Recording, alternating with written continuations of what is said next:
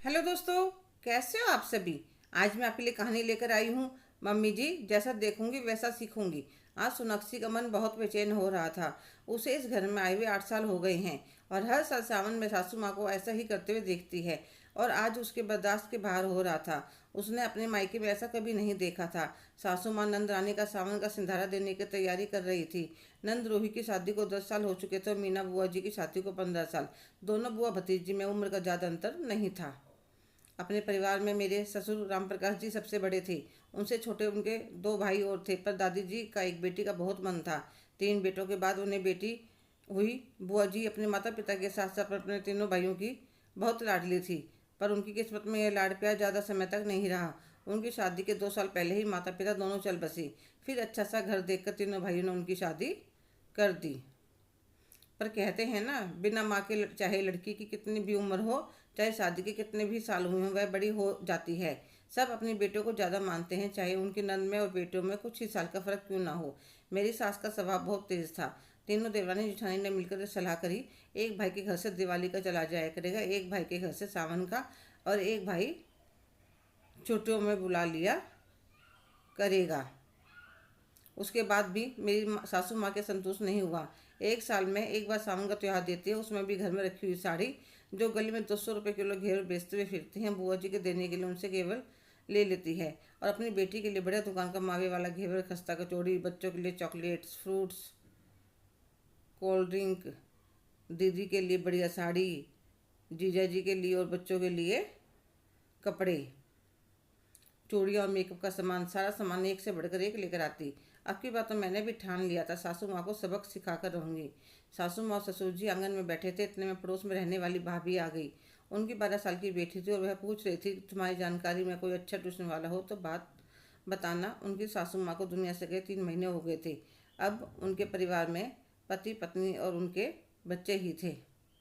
मेरे भी एक 7 साल की बेटी और 4 साल का बेटा था। तो मैंने कहा, भाभी जी हमारी ट्यूशन वाली भी अच्छी है, कल आप मेरे साथ चल पड़ना, मैं बात करवा दूंगी।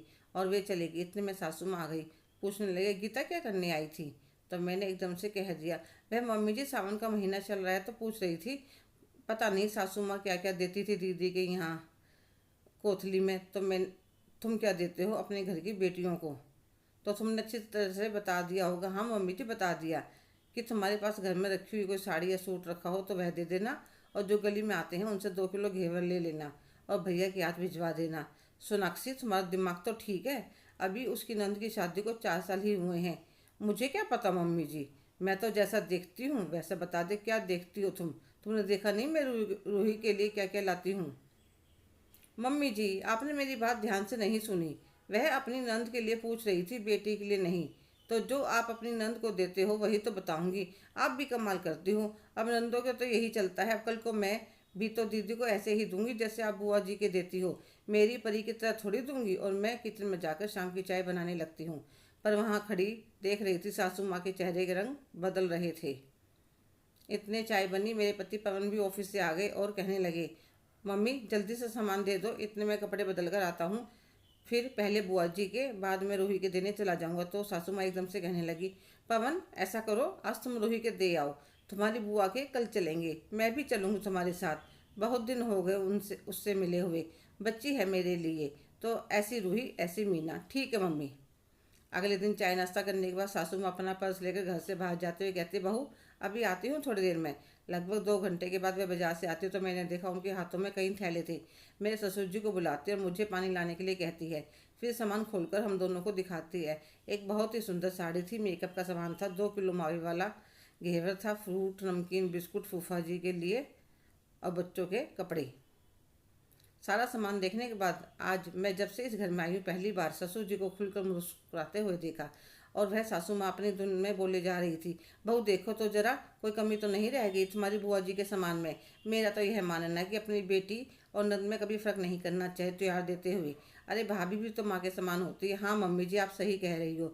और आज मैं मन ही मन बहुत खुश थी कि घर की बेटी को उसके हक का प्यार और ममता मिल रही है। मैं जानती थी अब सासू माँ दोबारा कभी ऐसा नहीं करेंगी, क्योंकि अब बात अपनी बेटी के ऊपर आ गई थी। हेलो दोस्तों, कैसे हो आप सभी। आज की कहानी आपको कैसी लगी, कमेंट करके ज़रूर बताइएगा। अगर आप मेरे चैनल पर नए हैं तो प्लीज़ लाइक, शेयर, सब्सक्राइब करना ना भूलें। धन्यवाद।